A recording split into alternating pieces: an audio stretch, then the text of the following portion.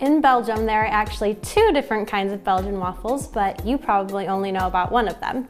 The first is the Brussels waffle, and the second one is what we're gonna make today, and it's the Liege waffle, and it is definitely my favorite. So I'm so excited to show you the recipe. So the Liege waffle from Belgium is a little bit different than the Belgian waffles that we eat here in America because it starts off with active dry yeast.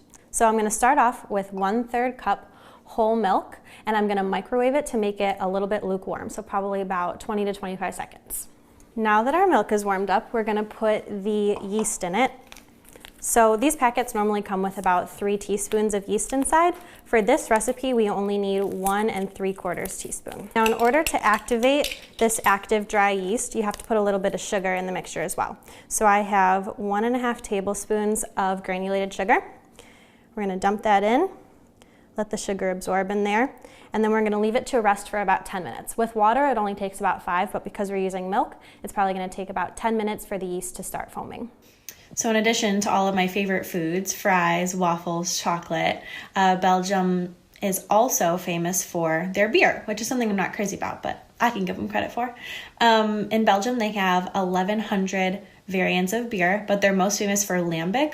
And lambic, preface, I'm probably saying this wrong because I don't speak the language, but the way I read it is lambic, and it is a naturally fermenting beer. So they leave it in barrels, open barrels overnight, and they let the natural yeasts ferment the beer, and it makes this variant of beer that they're famous for. So we waited about 10 minutes and our yeast is now nice and bubbly, which means that we get to start making the waffles.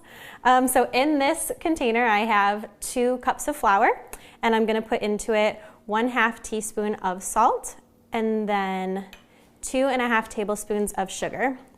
So these are our dry ingredients. I'm just gonna mix them really quick, just to combine them. All right, they're probably nice and combined now, and so I'm gonna take a spatula and make a little well in the middle. So I'm gonna have just a little hole in the middle of the flour, and I'm gonna pour this yeast mixture inside. So the yeast mixture is in here. We're gonna mix it for about 1.5 minutes. So after about 1.5 minutes, you'll see that our mixture's kind of dry and crumbly in here. Now we're gonna add the wet ingredients. So I have 3 eggs. They're all room temperature, and I'm gonna crack them, whisk them up in a separate bowl, and then put them into the mixture one by one. And in between adding each egg, I'm gonna mix for about 1 minute each. So I crack the egg, I'm gonna whisk it up. I'm gonna pour this one in, and then we're gonna mix it up for about 1 minute before we add the next one. While that's mixing up, I'll crack these ones.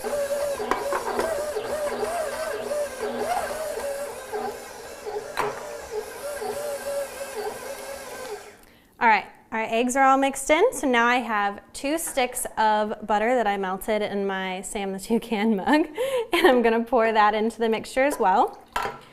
And then 1 teaspoon of vanilla. Now your mixture is gonna seem really buttery.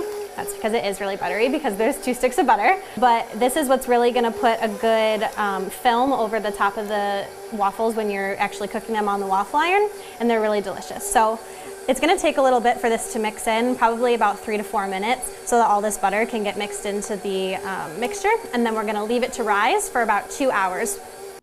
Okay, so our dough has been rising for about 2 hours. So look at that, beautifully risen and ready to go. Okay, now earlier I told you that there was 2 different types of waffles that they make in Belgium. First, there's the Brussels waffle, and what that is it's kind of what we describe as a normal Belgian waffle in America. So it's a very uniform shape, deep pockets, and made in the same way that we normally make waffles here. The exciting thing is the Liege waffle, and this is, again, what I really love. So a Liege waffle is, the special ingredient in them is these little Belgian pearl sugars. Now this I had to get off of Amazon. It was about $16 for 2 bags of these, and I had them shipped in from Belgium so that I can make these Liege waffles for you. So they're just little kind of pellets of sugar. If you don't feel like importing Belgian pearl sugar, you can also take sugar cubes, and you can crush them up and put them in your Belgian waffles as well. So I'm going to pour this in, And I'm going to use a spoon. You can also use your hands to mix the Belgian pearl sugar in, evenly distribute it. And when you do, your dough is going to deflate a little bit because it's been rising for so long, but it's going to deflate a little bit, come back down to kind of its normal size. Make sure that you really get those pearl sugars mixed in as well as you can. Now, our waffle iron is heating up to 350 degrees. This I found is a good temperature because any more than that and your sugar will start to burn. So you want to keep it at about 350 degrees, and then you're going to cook them for maybe like 4-ish minutes, 4 to 5 minutes, depending on your waffle iron. What this is going to do is these little Belgian pearl sugars that are in the dough, they're going to start to caramelize, and they're going to form this really awesome crust that's like a good sugary, buttery crust on the outside of the Belgian waffles. They're really great warm, but even too, if you want to leave the Belgian waffles to cool, they kind of harden a little bit and they taste really good like a dessert too. So you can eat them that way as well. Okay, so I've mixed all of my Belgian pearl sugar in. My waffle iron is heated up to 350 degrees. So I'm going to open it up. Whew, got some steam. Spray it with some nonstick spray. This is very important. And then I take about 3 tablespoons of mixture and I put that in the waffle iron. So I kind of layer them out horizontally on here. There's 4 spots for waffles, but I tend to only use 2 of them to make the waffles. Otherwise, they start to form together into like one big mega waffle. And that might be okay for a Brussels waffle, but with a Liege waffle, they're supposed to be not uniform in shape. So they're supposed to be a little irregular, and they're not supposed to be perfect squares. So if I use all 4 waffle spots, it'll start to form into 4 perfect squares, and I don't want that. So, okay, I've put the dough on here. I'm gonna shut this. Now my waffle iron is fantastic, and it tells me when about 3 or 4 minutes is up. So my little red light is gonna come on and tell me when I should check them. You can also just look at a timer, 3 to 4 minutes.